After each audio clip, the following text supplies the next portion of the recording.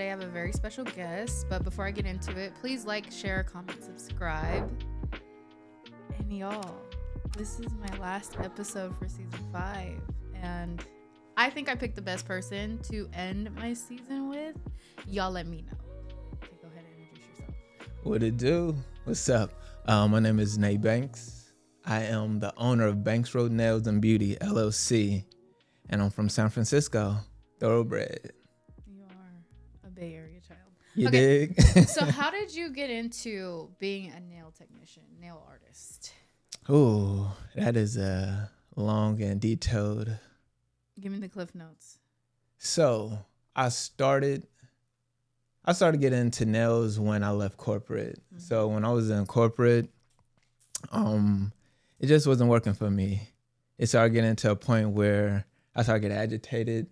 My boss started picking on me, and I'm started looking around like, why y'all singling me out? So I'm like, I need a change. Then I guess it kind of all aligned because I got fired because I just couldn't do it anymore. And I would say on my last unemployment check, because if you get fired, you got to some way get money. I had a condo in Pinole. I'm like, how I'm going to pay rent, what I'm about to do. This check is running out. I need money. And then I remember I went and got a tattoo. Because, like when you broke, you spend money. I don't know why you people do that. You impulse buy. Impulse. It made me feel good because it's like I don't have anything to make me feel good. I just lost my job. Yeah. So I was talking to my tattoo artist, and I'm like, dude, what I'm going to do? And I'm getting like a $600 tattoo. Yeah. And he like, what do you like to do? I'm like, I don't know. I like to be around the ladies, and I like what you do because he did art. And he like, man, there's a lot of good money in this. He like, think about something that you're creative with. I sat there and I'm like, what I'm gonna do? Then I'm like, bingo, let me hop in the beauty industry. I started seeing girls with their nails done, and I started paying attention. I'm like, how much that cost? They like, oh, $100. It only took them an hour. I'm like, what? Him? They like, yeah, it's a Vietnamese guy who do my nails. I'm like, a guy? I never really tripped off of it. So I'm like, oh, I could do this. I'm like, I could get sharp, put a suit on, and I could go out there and I could make my money. So I say with my last unemployment check, I gathered all that money up and I went and enrolled into beauty school, cosmetology school. So. Wait, so you're a Cosmo? Yeah. I love that. I did not know that. So I went and I feel like I should know that. I did not know that. I was just going to ask you if you were licensed. Because I'm going through the trenches right now. So. Yeah, and I'm licensed. Yes. Okay, so how long did that take you to become licensed? It depends on what program you're going for. So I didn't go for hair. I went strictly for nails. So with nails, it was like a 6-month program, depending on your hours at the time I went. But I think it's quicker now. Yeah. I think they pumping out people left and right now. They are kind of. I mean. Yeah, they want you. They want you out. You went in the Bay Area? I went in Hilltop Beauty School. It's at the top of the hill, like borderline Daly City, San Francisco. Yeah. That's cool. So being the only male in like predominantly female courses, like how did that go for you? Was that drama or not? You know what? You really got to sit down and you got to be comfortable with yourself. Because I tell you, when the looks I got, they trying to figure me out because they want to know your sexuality. They never seen one of me before. They like, who this? Yeah, you feel me? Like, why is he here? This not barber school. So they looking at me. I'm a tall black man walking in. They don't know. So they trying to figure me out. Then when they start talking to me, they like, why you want to do this? And I'm like, I just want to change. I'm done with corporate. I want to be able to express myself because I'm an artist at the end of the day. I'm very creative. So, yeah. I think that fits you, though. I don't know. I mean, I think I only seen you like one time when you were working HR. Too like, I don't know. I just never seen you in that light, so it's kind of like, oh, it's a little weird. I was a clean cut brother. Yeah, you were. I was very polished once upon a time, and I was just doing what I felt like my parents wanted me to do to make them proud, because they both, successful. They both had good city, quote unquote, city jobs. So it's like, I need to do this too, to make them proud, to fit the, I guess, the mode of this is what you're supposed to do after school. Yeah. And after I got out of that, I'm like, I'm my own man. I got to make my own way. Emancipated. Yeah, I'm like, yeah, shake it off. Like it's I went radical. I grew my hair out. I really went radical. Yeah. Like I grew my hair out. I had long dreads. Yeah. And I was just like, I'm doing me. Yeah. And you're very successful. I mean, you went to school, you got degreed up, and then that's how I felt. Like going to school and then getting degreed up, I was like, all right, I did this for my parents. What do I want to do? Yeah, for yourself. Yeah, and it happened to be here. And whew, man, the fight that I had with my mama was like, it was like World War III. And at the time, I was still living with her, so like I had to leave. Like I had to go because she wasn't gonna let it happen. Not on her watch. Yeah, and the older I get, I'm like, okay, I could be a little more sympathetic to why it wasn't accepted. She just couldn't understand why I would give up my education, all the things that I worked so hard to do, and I'm like, I didn't really do them for me. I did them for you because it made you happy. It's a system. Yeah, and I think that's what America's built on. It's like to trick you into thinking that this system is what they say it should be, not what you think you want to be. Like we lose imagination as we get older because we're stuck in these 9-to-5 jobs. Yeah. And then we become unhappy people in a train of clocking in and out. So it's like it's always geared towards keeping us in that loop. And when you take that step, it's like you're not sure if it's gonna work, and it might make you feel like you get scared. Your nails look good, by the way. You know, I've been checking, but no, I think you just get so scared with because I think your parents, they project their fears onto you. So what they fear, you're gonna fear, and it's not fair because it's like I'm not you. I'm my own human. Yep. So let me go out there and fail. And when I fail, it's not going to be the end of the world. Yeah. I mean, I understood it, though, because I tried so many things. Like, my mom was like, you want to be a singer, you want to be this, you want to be that, you want to be an actress. Like, what do you really want to be? Like, you need to pick something. Stability, because they look at it as stability. Yeah. And, you know, us being young adults, but young adults of color, we don't have the privilege to mess up a million times and get a pat on the back. Yeah. We'd be like, no, you have to make that shit work, figure that shit out, and hurry up because the world is not going to be nice to you. It might be nice to them, but not nice to you. Yeah, that's true though. Like, so yeah, and I had that talk with my dad because my dad is, you know, he grew up in a Jamaican household. So, you know, Jamaicans, I don't know if you ever seen what is it, in Living Color? They used to do a skit about the Jamaicans. Hey, man, you got 15 jobs, man. Jamaicans are very, like, about hard working. Yeah. So when they found out, oh, you're not working, you're like, what are you doing? Like, what are you doing? Yeah. Like, you leaving a city job to go be an artist? Makes them look at you a little weird. Yeah, like, what's wrong? Are you having a breakdown? And I'm like, no, I'm about to check it out. Hold up. I got an idea. I'm about to do what I'm about to LLC, trademark. I'm about to get all this done the right way. Yes.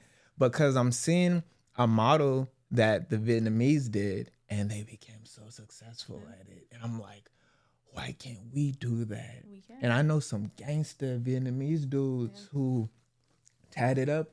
But they up there know how to do them nails. I'm like, why do we have to be emasculated to, you know, do that? Why can't we still be masculine and run a feminine business for women? I think a lot of men are not ready for that conversation because a lot of men are not comfortable within themselves. Yeah. They're not happy within themselves. Identity crisis. Yeah. And a lot of people, they don't want to come to terms that, you know, like maybe they are curious to step out of their sexuality. So, you know, they're not going to go and be in a predominantly female world.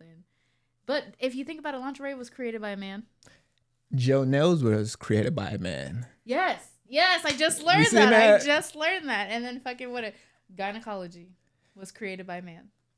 Hey, why can't we be more comfortable? I just feel like can you call that toxic masculinity? It can be. I mean, I think we're in a structure where it's pushed out right now. Mm-hmm. Men are starting to come to terms with it a little better now, but like I think 3 years ago it was like major red pill, red pill, red pill, red pill. Women are this, women are that. They Identity this. crisis. Like, yeah, I think we going through identity crisis, and that's why I'm like, I looked at it as a business opportunity. Like, let me step out of the norm. Yeah, I have a question. It Yeah, just popped up in my head. Mm-hmm. Do you feel like you taking this leap of faith has made you more like made you actually solidify your identity, like who you are truly? For surely. Yeah. Yeah, because it's like I'm a creative. Yeah, exactly. I love that. I'm like yes. because it's like one of my favorite movies of all time. It's like top 3 is Hook with Robin Williams. Yep. How he grew up and he forgot about the Lost Boys and he forgot that once upon a time he was Peter Pan. Yep. And it's because he stopped imagining. Yep. Stop using that. He stopped being creative, and they like, Peter, what happened to you? You grew up. And he's like, who the hell is Peter? Neverland. Exactly. And I felt like I was getting to that point because I remember this one guy in HR, because I worked in HR. He was like, hey, man, you're going to make a lot of money. But he like, let me show you a picture of when I started and to now. He showed me a picture when he started. Head full of hair. And if you look at him now, hair is gone. Hair is gone. This job is going to stress you out. Yeah. And I felt like it kind of scared me. I'm like, I'm going to lose myself. Yeah. And I'm like, I'm looking at my hair like, no, I don't want to become you. I don't want to be bald. I don't want to be bald. I don't want to be stressed. And it's like, I'm going to be like Peter. What happened to Peter? I'm going to lose that kid in me, that creative side of me. And it's like, that scared me. It terrified me. So I'm like, no, I got to be able to nurture the kid, but also be an adult because I got to make money. I got to pay bills. So, I mean, it's like, I wish more people would understand what it takes to take the risk and really do it. Like, there's the fear of failing, and then there's the fear of never knowing. Yeah. Like, I'd rather do the fear of failing than never know. Yeah, regret is something else. Yeah, and then most people they don't tell you like, oh, I should have did this until their deathbed, and I don't want to be on my deathbed trying to figure out why I never was truly happy with myself. Yep, shoulda, coulda, woulda, and then a lot of people like our parents do it. It's some things that our parents probably wanted to do, but they couldn't do it. Yeah, and they kind of like a lot of things actually. Yeah, and they look like, oh my God, you're able to do it, and they want to nurture you, but also they like, life wasn't so nice to me. Yeah. Yes, and their fight for survival is not our fight. Yeah, we're not raised in survival. It's different. So we were raised to have the flexibility to risk and to dream. Yeah, and they weren't, and I had to learn that about my parents because like my dad was cool with it. My dad was like, go ahead and do whatever you want to do. My mom, she was not with it. She's like, you have to do it this way, that way. But I also had to realize like, the world she grew up in was survival. The world I grew up in was, okay, I had a good childhood. I could do what I want. Like, I have freedom. And in having that freedom, I may have gotten a little too involved in creativity so much that I could never step out of it. Yeah. Even when I was reading books, like, she used to yell at me about it. And I'm like, I can't help it. I would prefer to live in the books than to live in this world where everybody's unhappy. Yeah. And then people are doing things I don't agree with. Like, it was just way better for me to be in books. So eventually I got out, and now I feel like I can make my own book. This is my book. Yeah, you make your own story because you had time to nurture. Yeah. And, sit back and like, this is what I want to do. Yeah. You're not just out there in the world just trying to figure it out. And a lot of people are still trying to figure it out. 40, 50, 60 years old. And that's okay. Like, having that courage to do it when you're 50 is still okay. Mm-hmm. I think it's more fun if you can get that before you get to 50. Then it's like, okay, how far can we go with this? Because once you realize like you have control over you, it's like limitless possibilities. Yeah. And I wish more people could do that. Do you feel like you owning a business has solidified more boundaries, like personal boundaries that you have? Yeah, I would say I'm more like. You run a strict program? Yeah, I'm more stern. I'm more stern with a lot of things, like, but also it taught me more flexibility too. 'Cause I feel like if you're just too like straight to the point, that people are gonna be like, it's interesting because like you gotta have a balance. Mm-hmm. You gotta be able to give a little, but you gotta also be able to take a little. And with the boundaries, I learned how to be like, no, I can't do this. For certain things. Yeah, and there's been times where I've been like, yeah, let me be okay. You could come 15 minutes, late to your appointment. Normally, I'm a very punctual person. Like seeing you, I'm like, I gotta get here 30 minutes early. I can't be, I can't be late. I can't be late. So I expect that same thing with my clients. And it's been times where people don't respect my time. And sometimes it's like, no. I just had that like last week. Yeah, you got to respect my time. And I hate when people don't respect time. And that's one of my biggest icks is like, yo, this is going to mess up my whole day. Because if you 20, 30 minutes late to this, then I got to put that person back 30 minutes. And then now I'm going deeper and deeper into the day. I think I'm probably going to talk this shit into the ground, but I just feel like people are less considerate when it's not theirs. Like, they don't respect something that they don't do. So it could be your craft and you put so much time into it, so much effort into it, and they don't care about the time, the money, the care that you put into it because it's not theirs. So I feel like you have to have those boundaries. Like, no, I will not reschedule you. And you still gotta pay me. Yeah. Like, I will not I get paid for your time. Exactly. Because my time is not free. No, I could have been doing something else, or I could have gave this slot to somebody else who was calling me, eager to be here, who wanted to be here. Would have been here early. On time. Yeah, now I got to sit up here. And now there's been times I had to deal with clients. That's the thing about crossing business and pleasure, or like friends and business. Because I had friends who, I'm a cool person. Yeah. Like, I like to party. I want to create an atmosphere where, I got the music bumping and we in there chilling. We might be drinking a little something, but then it might get to a point where you get too comfortable.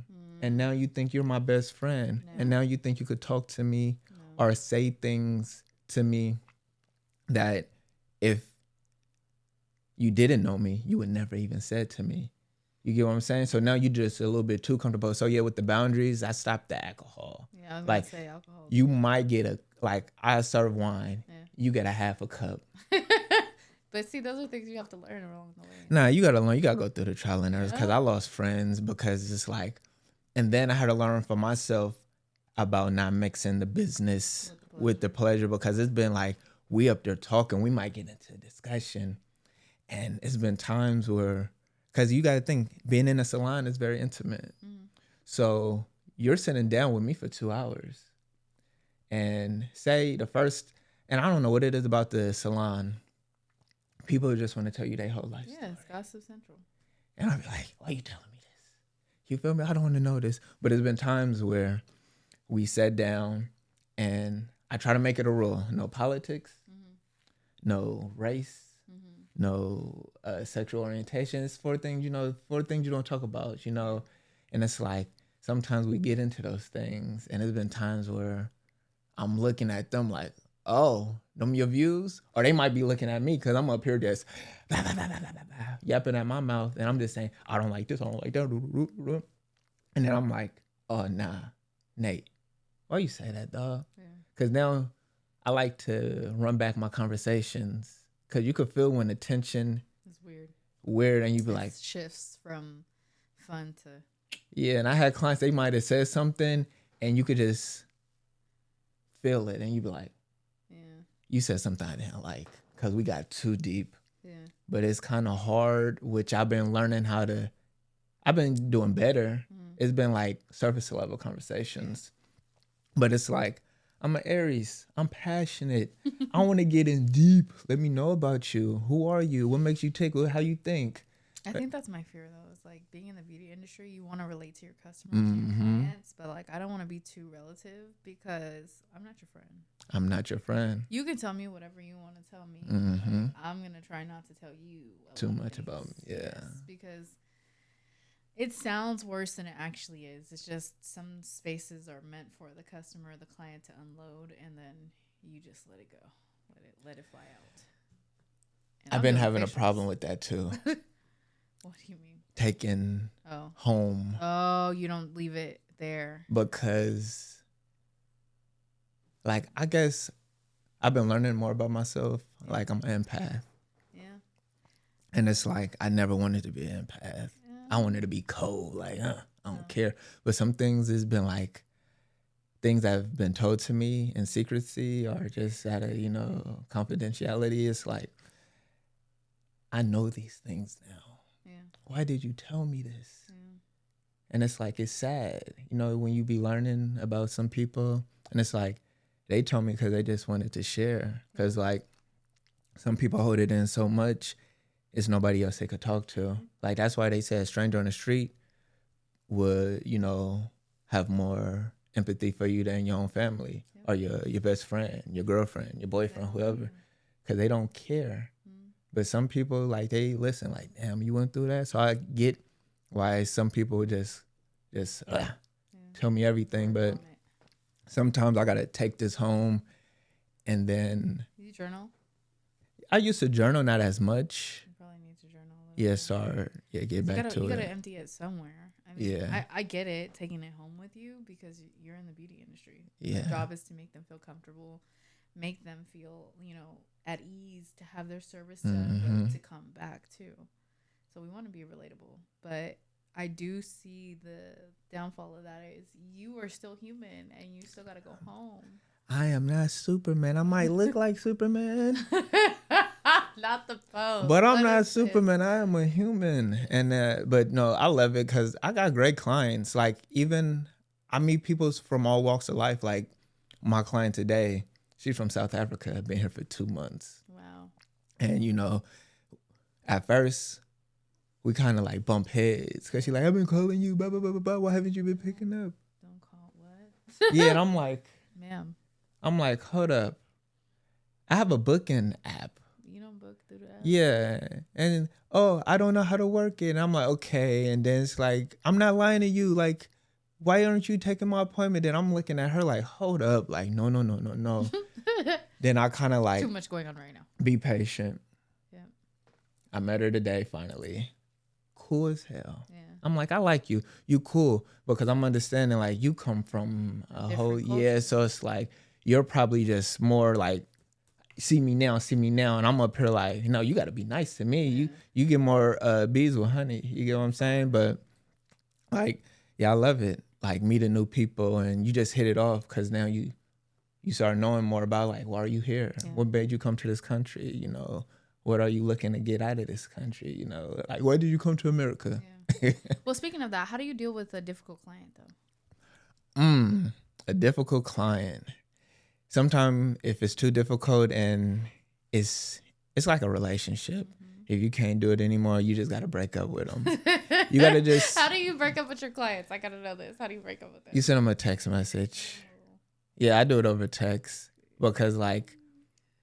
I don't want to do it in person. Yeah, because you don't know what they... Yeah, you don't know what they might be on. Because I had some clients where they got mad at a situation because they had a little bit too much to drink. Oh, and then it's like, you want to throw everything off my table. Yeah, I had shit like that. You get mad, slam my door, break. I got a glass door. What you doing? Like, because you mad because it didn't go your way. And then you kind of figure out like, oh, okay, I see you're a brat. You're a kid. You get what I'm saying? So it's like, you got to learn how to play the game so your stuff won't get damaged, or you make sure you have a paper trail. Because at the end of the day, they could put dirt on your name, like, So you just got to be like, hey, we are not hitting it off like how we used to. And I don't believe I could service you anymore. I can't give you what you need. And it's like, my books are going to full. And then you guide them to somebody else. Yep. Like, hey, it's another artist over here that I feel like could do great work on you. Yeah. It's like, no hard feelings. It just, I feel like this would be good for me and you. Yeah. And some people have taken it like, oh, cool. And then some people, they get the hint because I wear my emotions on my face, even though I wear a mask. The eyes tell you everything. You saw that this was over right now. You could see me like kind of raise up in a chair and body language. No, your body language say, yeah, this is it for you, buddy. You done told me to do this French tip 10 times. And you said, no, that's not how you want it. Ma'am, I can't give you what you want. Oh my goodness. But then I got some clients who know they're difficult. Yeah. So they like, hey, here go $50 for on the tip on what you already charged me. Because I'm already going to charge you on the back end for being difficult. But they be like, hey, I know it's difficult. I'm sorry. I'm difficult with my partner. Yeah.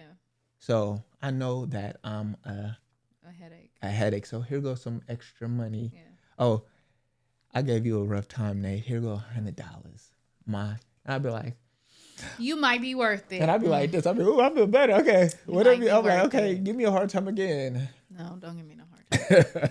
No, absolutely not. I just had a client that I kind of like, well, a potential client. So if it doesn't suit my brand, I'm pretty good at like, hey, this is not going to work. Like, I don't think this is a great collaboration for both of us. I think you would be better suited somewhere else. Have you dealt with that yet? Yeah.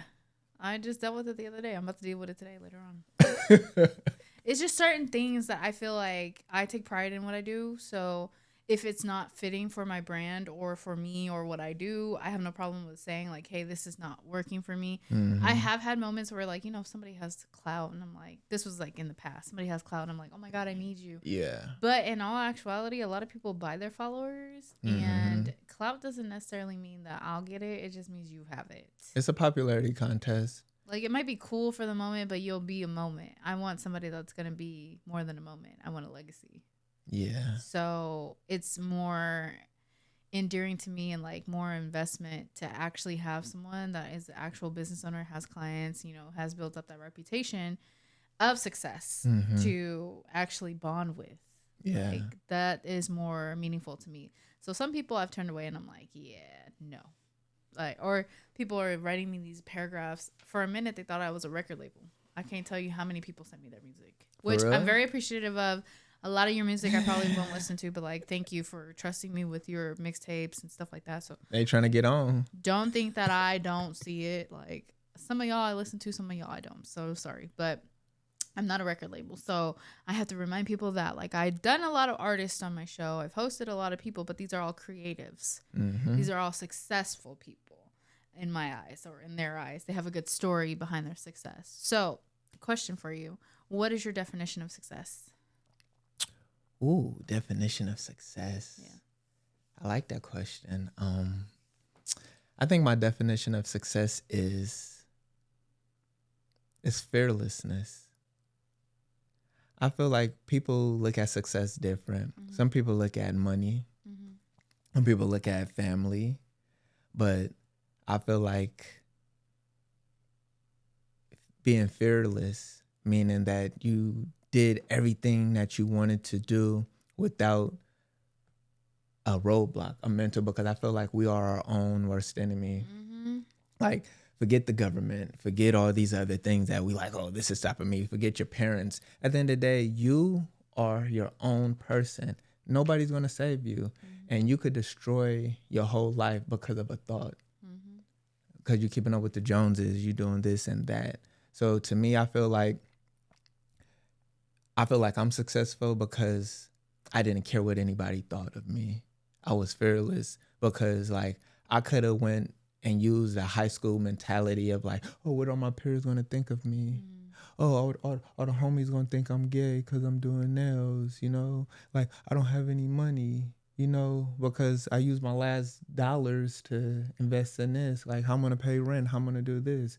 And it's like, no, you got to be fearless. You got to take that chance. And I feel like men especially, you got to take that leap. Mm-hmm. You got to go out there and go get it.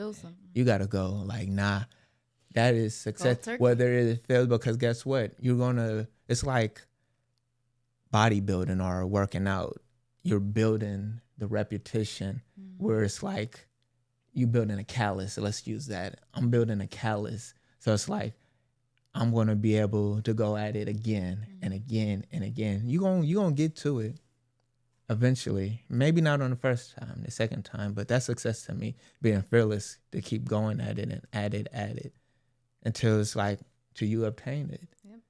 Because it's like a lot of people quit when they get right there. Yep, when they're just about to hit their success. And there's times I wanted to quit. It's been times when I remember when I was working at my first salon, and I was working on commission, just sitting there. Mm-hmm. I'm just waiting for people to come in, like, huh?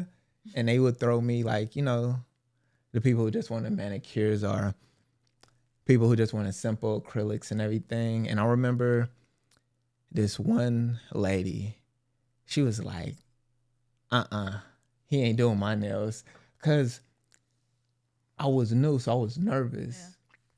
And I remember I placed the first bead down and it was all lumpy. It looked like Quasimodo face. It was, and I'm like, oh my goodness. I'm like, what? And she like, She looked at it. They gonna, you know, black girls, they gonna let you know. No. And I remember that discouraged me. I'm like, damn, man, shit. Now, do I need to go back to corporate? Like, am I doing? Question your choice. Then I question my choice. Like, am I in the right field to do this? Because, she just told me, like, this ain't it. She let me know, buddy, this ain't it. What you gonna do? And then the other lady had she gave me puppy dog eyes, like, damn. Like, I know that discouraged him. Like, I got you. You could come over here. I'm just sitting here like, oh, man. Well, that's when you pull in and you find people that'll help you, like teach you a little more. My mama, my sister, you feel me? My first client, like my very first client, she let me do manicures and she let me practice, you know. And it's like, I got to a point where I'm like, okay, I'm getting confident. Yeah. But then it's like, you can be intimidated. I had some clients who come in with resting bitch faces and you like, are you okay? Like, and they looking at you like this. And I had people literally like, and I'm looking at them like, do you like it? I'm doubting myself. Do you like it? Now I'm to the point where I know it's good. Never mind. I'm like, check this out. Trust the process. I don't, what? Listen, you came to me for a reason. Sit back, sip your wine, look out the window, chill, vibe. Yeah. But don't question me. See, I'm at that point now. Don't question me no more. I got the confidence. Yeah. And that's what success, because I'm fearless. Yeah. I have no fear. I know that I'm about to execute this. Yeah. So anybody who like, hey, I am still doubting myself, you're not successful yet until you stop doubting yourself. I love that. Yeah. Okay. So I do want to be respectful of your time. Yes. If you can give anyone one piece of advice, what would you give them? To go after what you want to do, even if you fail at it, because you don't want any regret. Just do it like Nike. Just do it. Well, thank you so much for your time. I do want you to let my audience know where they can find you, all that good stuff. Well, you can find me in San Francisco. But no, you can find me on Instagram at Banksrow Nails or on TikTok at Banksrow Nails. Or you could book me for an appointment at Booksy at Banksrow Nails and Beauty. So that's where you can find your boy. Okay, y'all. As always, thank you for watching. Please like, share, comment, subscribe. I'll link all his information down below. Thank you guys for rocking it out with me for the whole season. I'll see y'all at season 6. Congratulations. Bye. Thank you.